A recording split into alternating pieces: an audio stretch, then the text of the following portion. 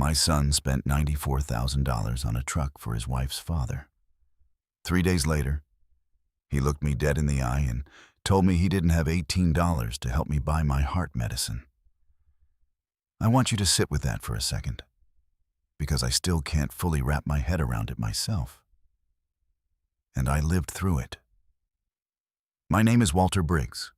I'm 68 years old, and for 31 years, I worked the line at a bearing plant outside a small town in Ohio. It wasn't a job that made me rich. It was a job that made my hands crack and my back ache. But it was honest work, and it kept a roof over my son's head after his mother left us. Cole was 8 when his mother walked out. She left a note on the counter saying she needed a bigger life than the one we had.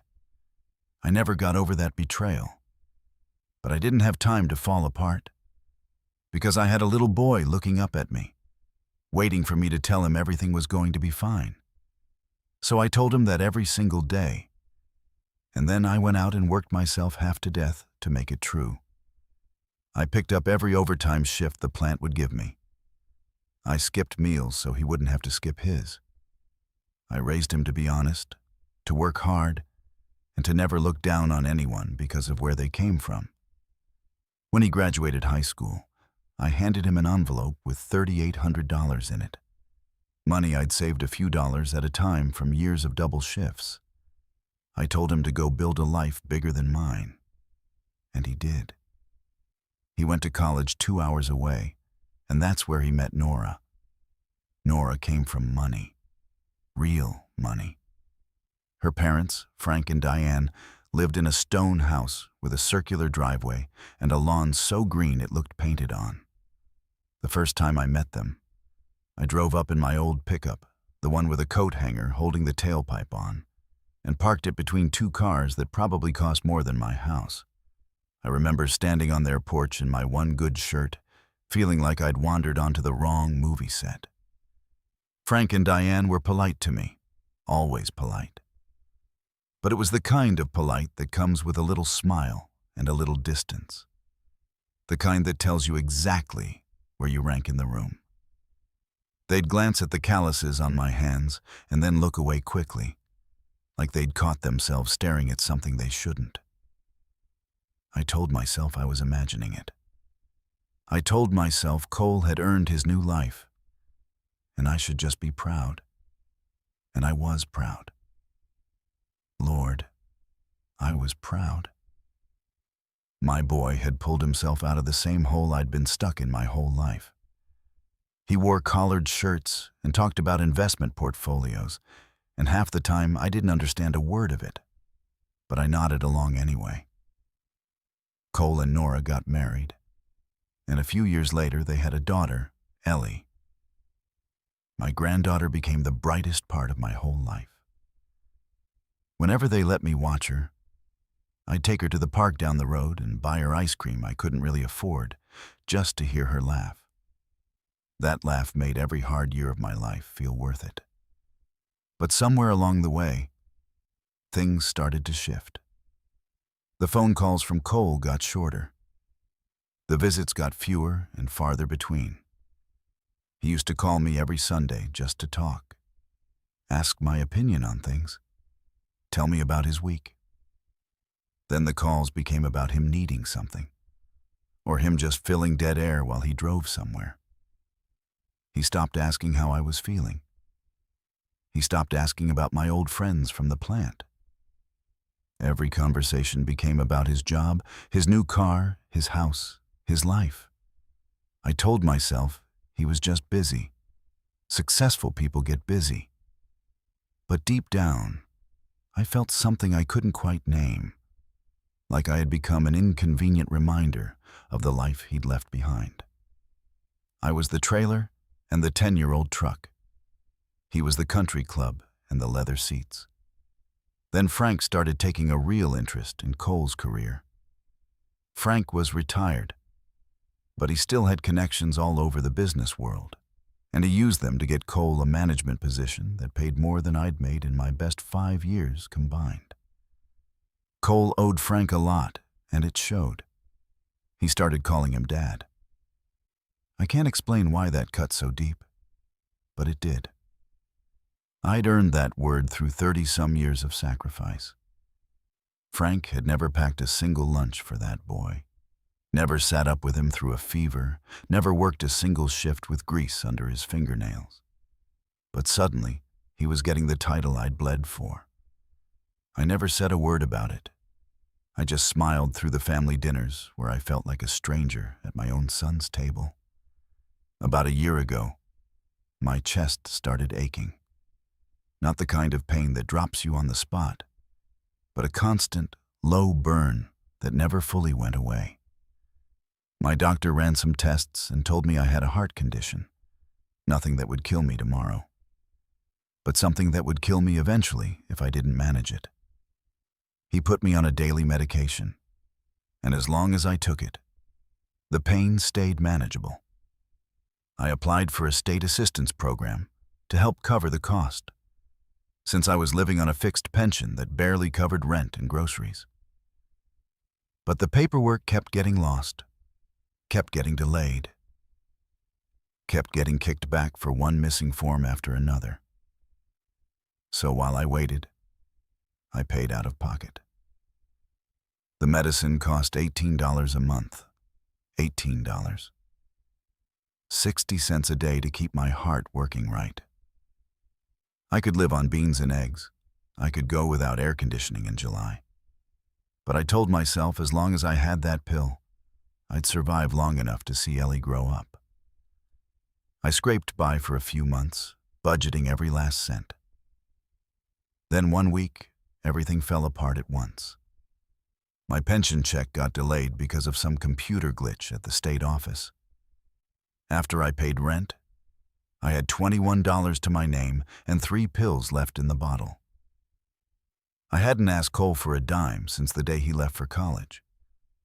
I was too proud. But this wasn't pride anymore.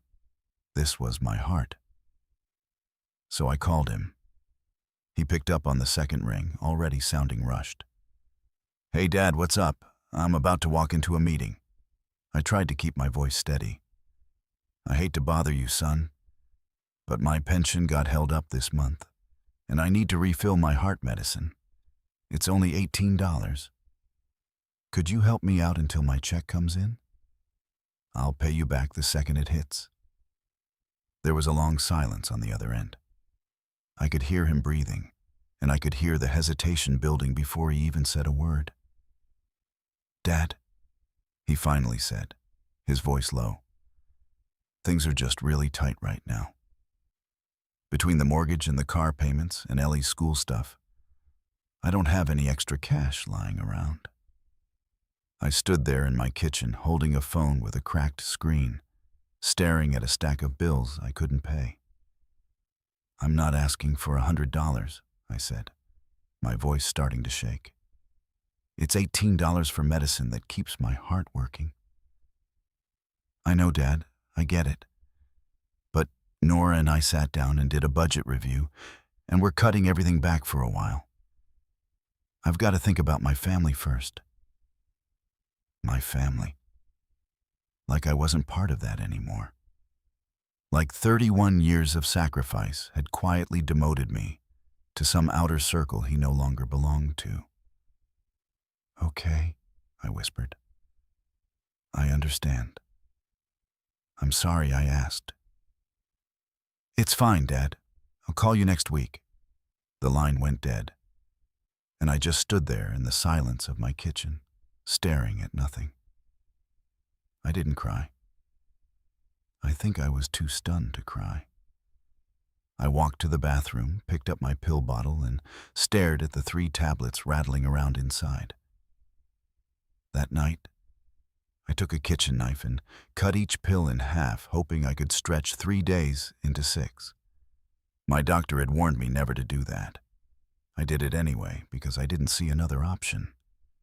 3 days later, I was scrolling through Facebook on my old phone, mostly out of boredom, when a photo stopped me cold. It was a brand new pickup truck, jet black, oversized tires, chrome trim gleaming in the sun, parked in front of a house that looked like something out of a magazine. The caption read something like, "Surprised my father-in-law with the truck he's always wanted. He works so hard on the farm. He deserves it. Love you, Frank." I stared at that photo for a long time, zooming in on every detail. People were flooding the comments, calling Cole generous, calling him a good man. I did some quick math on that truck. Loaded like that, it had to be close to $95,000. $95,000 for Frank's truck. $18 was too much for me. That wasn't just anger boiling up in my chest. It was a betrayal so deep it felt physical, like something had cracked open inside me. I had gone without so he could have everything. And somehow I'd been priced lower than his morning coffee. I didn't call him. I didn't send an angry text. I just sat in the dark of my living room, feeling the full weight of being forgotten by my own blood. A couple of days after that, I walked to the pharmacy with the last $2 in my pocket and asked the pharmacist, a young man named Aaron who'd filled my prescriptions for years, if there was anything he could do. He looked at me for a long moment, then quietly slipped me a few sample packets from behind the counter. "Don't worry about it, Mr. Briggs," he said. "You're a good man." My own son apparently didn't share that opinion. He'd just spent $95,000 on a truck for a man who'd never once held his hand through a hard night. Then came the Thursday that changed everything. Rain was hammering the roof of my place, the kind of gray, miserable afternoon that makes your bones feel older than they are.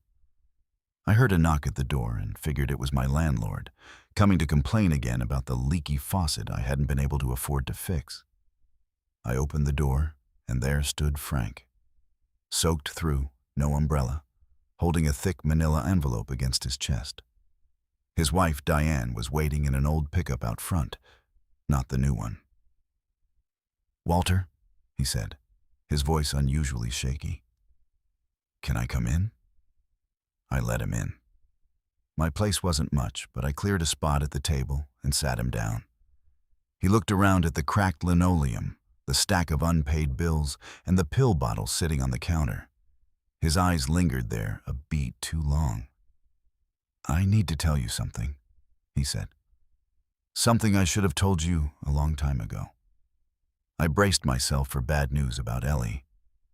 Instead, he told me that Cole and Nora had been drowning in debt for over a year. Credit cards maxed out, a house payment they couldn't really afford, and that Frank and Diane had already been quietly bailing them out for months. "When Cole bought me that truck," Frank said, "I told him not to. It was too much. I didn't need it. But he insisted, and I think part of him was trying to prove something to me." He paused, and for the first time I saw real shame cross his face. "I didn't know he'd called you asking for help. He told me about it a few days ago. He was laughing about it, Walter. He called you a moocher. Said he told his old man to get lost." My stomach turned over. Frank slid the envelope across the table. "I took the truck in for service last week," he continued, "and I saw the actual loan paperwork by accident. Walter, that truck wasn't $95,000. It was closer to $130,000. Cole signed a loan with an insane interest rate just to make the numbers work. He's drowning." I opened the envelope with shaking hands.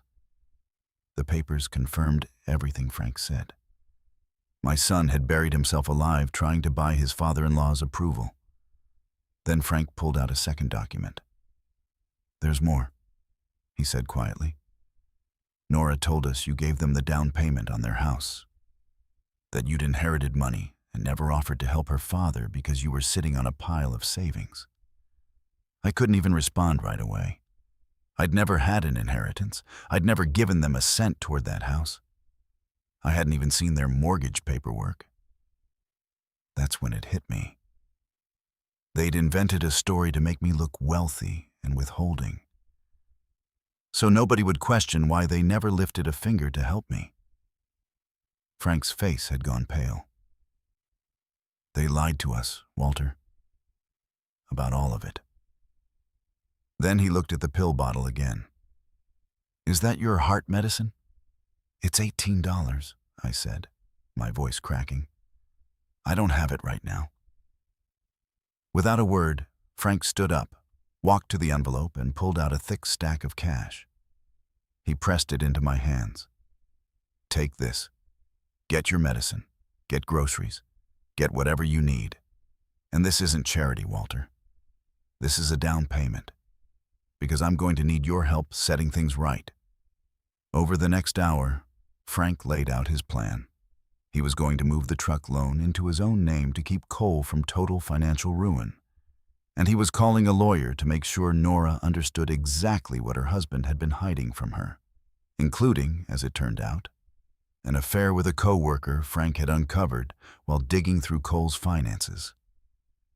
A week later, we all sat down in Frank and Diane's living room. Cole walked in smiling, not expecting to see me there. Hey, Dad, he said. What's this about? Frank stood and laid it all out. The debt, the lies about my finances, the affair. Nora sat frozen, then finally looked at her husband and asked if it was true. Cole tried to talk his way around it, the same easy charm he'd always used. But there was nowhere left to hide. I looked him dead in the eye. Don't call me Dad today, I said. You had a chance to be my son, and you traded it for a truck. Frank told him to pack a bag. Nora was staying in the house with Ellie. Cole's face didn't show fear of losing his marriage or his daughter. It showed fear of losing the money, the image, the comfortable life he'd built on lies. In that moment, I finally saw him clearly. Not a man crushed by circumstance, but a man who'd sold every piece of himself chasing a life he could never actually afford. In the weeks that followed, Cole lost his job once word got around about the affair and the debt. Nora filed for divorce and was granted full custody of Ellie. I started seeing my granddaughter every weekend after that. My little home got a new refrigerator, a new television, and Frank made sure the fridge stayed stocked. He called it a partner's salary. I called it the first real partnership I'd ever had with that man. One evening, I was sitting on my porch when a car pulled up. Cole stepped out, unshaven, clothes wrinkled, looking like a man who'd aged 10 years in a month. Dad, he said, I was wrong about everything. I lost it all. I didn't get up. I need you to forgive me, he said, his voice breaking. I looked out at the sunset for a long moment before I answered. I can't give you money, Cole, but I can give you the same thing I gave you when you were 7 years old. Be honest, work hard, and never take the people who love you for granted. He dropped to his knees on my porch, begging. I stood, walked inside, and closed the door behind me. I didn't look back. A few days later, a letter arrived from Frank. Inside was a photo of him, Diane, Nora, and Ellie standing in front of an old, modest, paid-off truck they'd bought to replace the one they'd sold.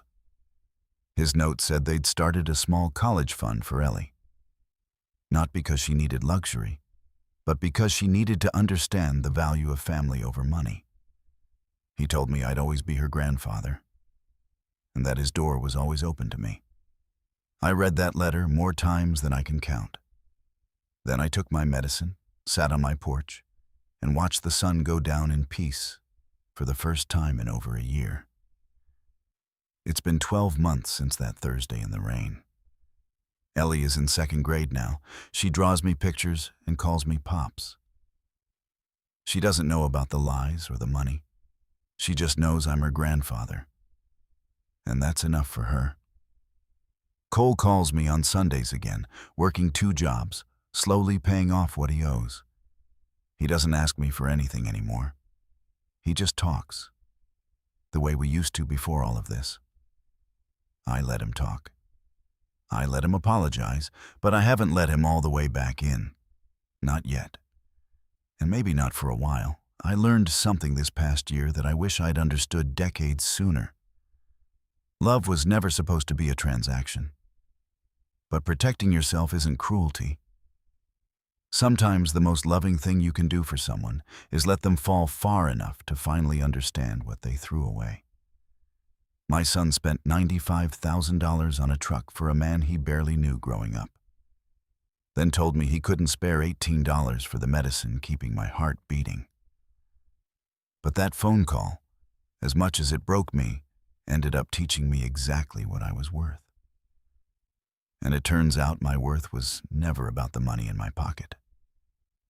It was about the door I finally had the strength to close, and the one I keep wide open for my granddaughter every single day. If this story moved you, take a second to like this video, drop a comment with your thoughts, and subscribe to Aftermath Tales for more real stories about family, betrayal, and the redemption that follows. Your support means everything, and it helps this channel keep bringing these stories to life.